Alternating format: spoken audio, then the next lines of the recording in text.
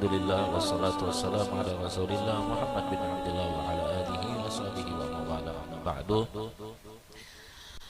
Ketika Sayyidina Bilal keluar daripada kota Madinah karena tidak tahan, selalu membayangkan, selalu mengingat masa-masa bersama kanjeng Nabi kita Nabi Muhammad sallallahu alaihi wasallam. Maka beliau tidak bisa melakukan aktivitas keseharian beliau.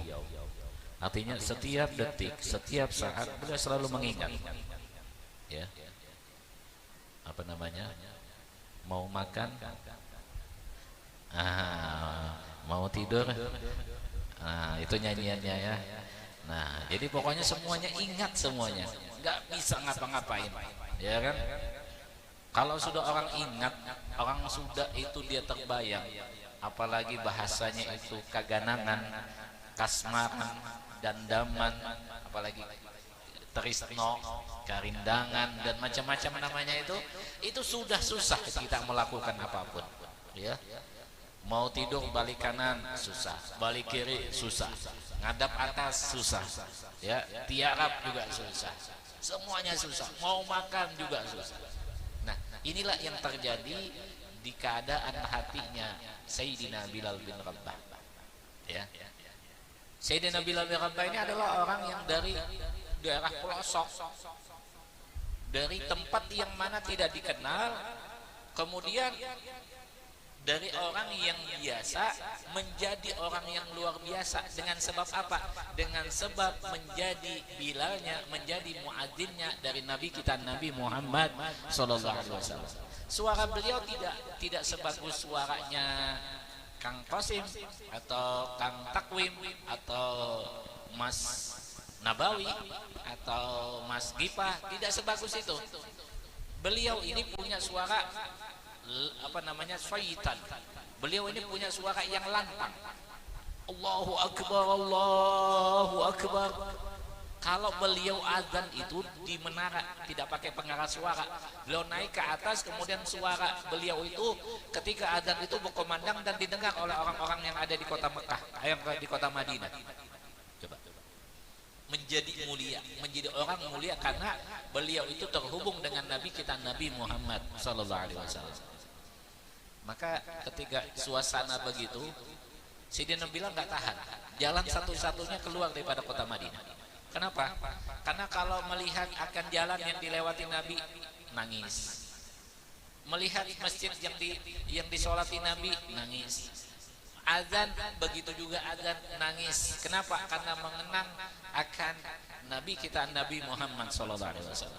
Jalan satu-satunya beliau keluar dari kota Madinah, hijrah ke tempat yang jauh, dan beliau bertempat tinggal di sana dan beraktivitas di sana dan bekerja di sana. Tapi pada satu malam beliau ini bermimpi. Di dalam mimpi beliau itu didatangi oleh Nabi kita Nabi Muhammad sallallahu alaihi wasallam.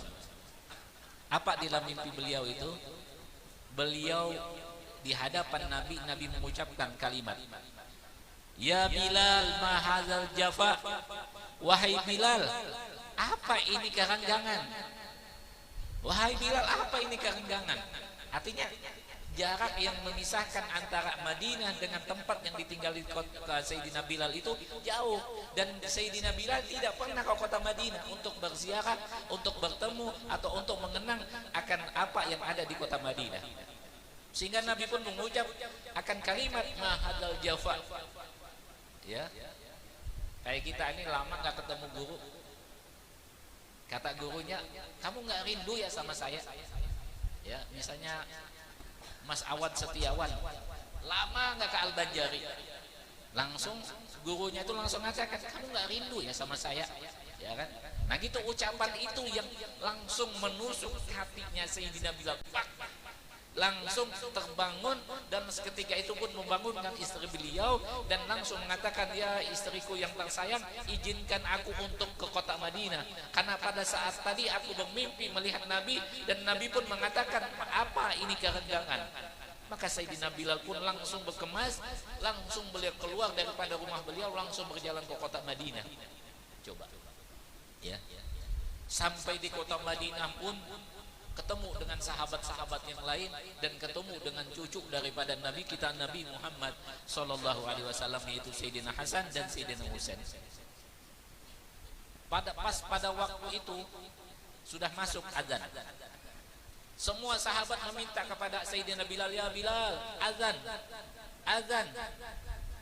Sayyidina Bilal, kata Sayyidina Bilal, saya tak tahan, saya nggak bisa, ya, nggak bisa, kata Sayyidina Bilal. Tapi ketika itu Sayyidina Hasan datang kepada Sayyidina Bilal, ya Bilal, adzin li, adzin lana kama adzanta fi ahdi jaddina Rasulullah sallallahu alaihi wasallam, atau kama qala. Kata Sayyidina Hasan, ya Bilal, adzanlah untuk kami sebagaimana engkau pernah adzan di masa atau di zaman daripada kakekku, yaitu Nabi Muhammad sallallahu alaihi wasallam. Maka melihat ini, Sayyidina Bilal bukan memandang daripada Sayyidina Hasan, tapi Sayyidina Bilal memandang kakek daripada Sayyidina Hasan. Karena di dalam tubuh daripada Sayyidina Hasan ini mengalir darah Nabi kita, Nabi Muhammad sallallahu alaihi wasallam. Dan permintaan ini sebagaimana kata di dalam satu perkataan itu, sebagai apa yang membahagiakan hati daripada Sayyidina Hasan dan Sayyidina Husain, maka dia itu membahagiakan hati saya, kata Rasulullah, au kama qala. Membahagiakan hati Sayyidina Hasan dan membahagiakan hati Sayyidina Husain itu akan membahagiakan hati Nabi kita, Nabi Muhammad sallallahu alaihi wasallam.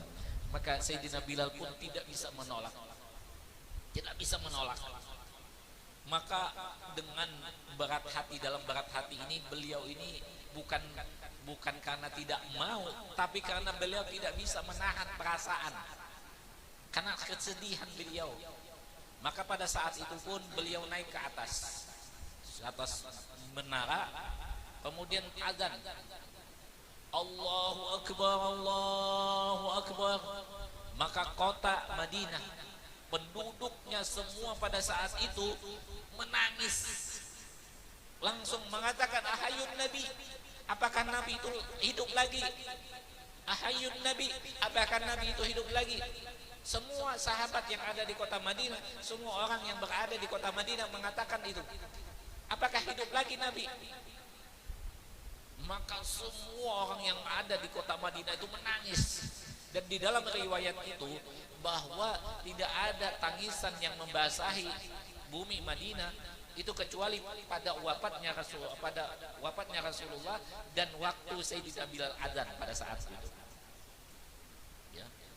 Maka semua para sahabat menangis. Allahu Akbar, Allahu Akbar. Kalimat per kalimat beliau menahan sampai kepada asyhadu anna Muhammad Rasulullah.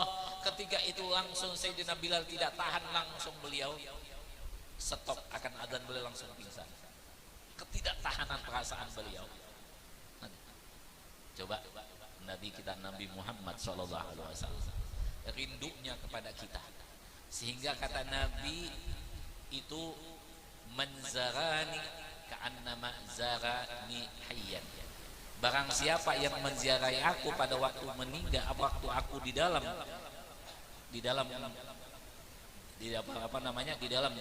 tanah, maka seakan-akan dia berziarah kepada aku itu dalam keadaan hidup. Dan dikatakan barang siapa yang dia tidak berziarah kepadaku faqad jafa, maka dia akan ganggu. Dan coba ada juga yang mengatakan barang siapa yang dia berziarah ke makamku, maka wajib dia dapat syafaatku. Atau kama qala Rasulullah sallallahu alaihi wasallam, ya.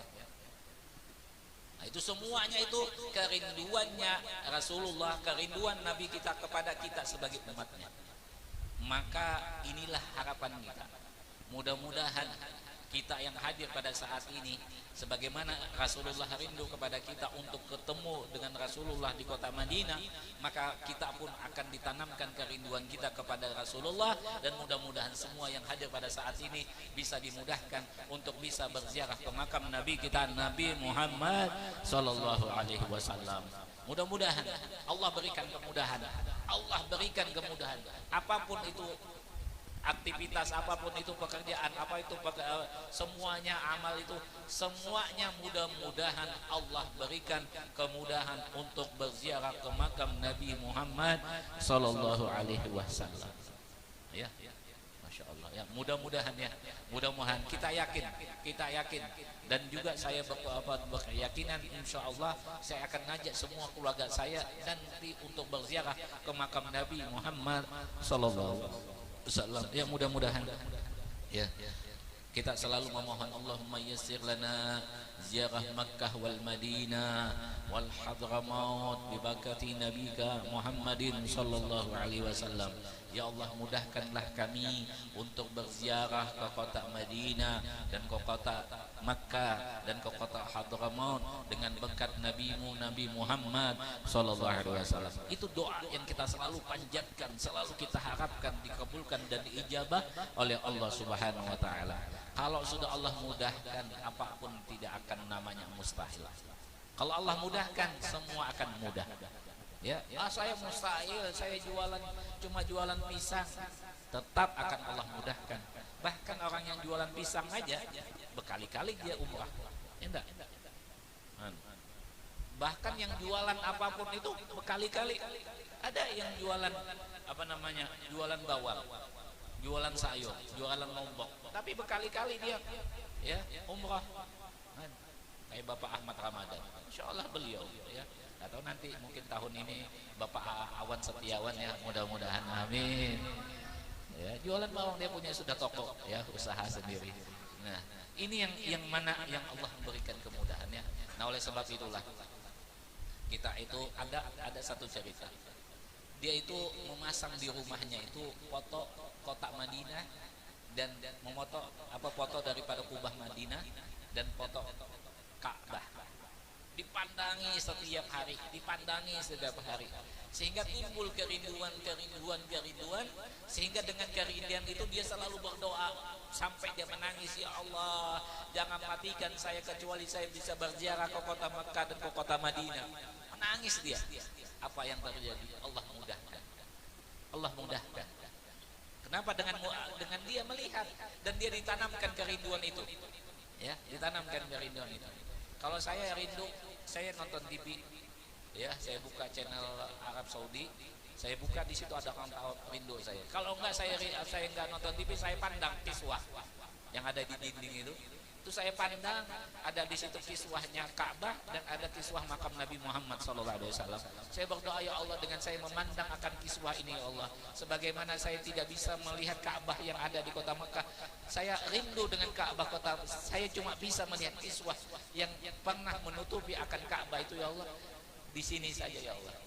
Maka dengan harapan itu mudah-mudahan saya bisa melihat lagi akan Ka'bah yang ada di kota Mekah sana, ya Allah.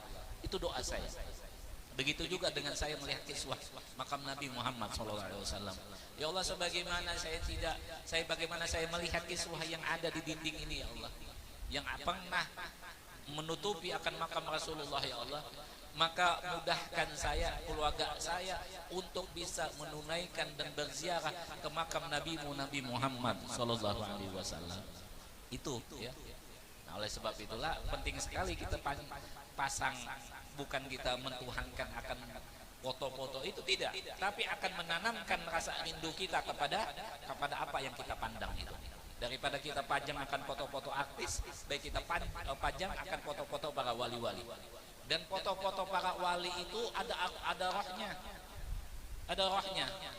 Karena pada satu saat ada cerita yang mana ada maling di situ masuk rumah, tentunya ada foto wali di situ. Dan foto wali itulah yang mentobatkan akan maling itu. Mencoba, saking segitunya ada roh yang ada di situ. Sebab itu kalau pribadi jangan letakkan foto wali-wali itu ada di kamar, kecuali kamar sholat. Kalau kamar pribadi letakkan di tempat-tempat yang dilihat, yang di luar kah, atau kamar sholat kah, jangan di kamar pribadi ya. Itu ta'aduban, supaya ada adabnya kepada para wali kita ya, supaya cinta kita kepada wali, cinta kita kepada orang-orang yang dicintai oleh Allah Subhanahu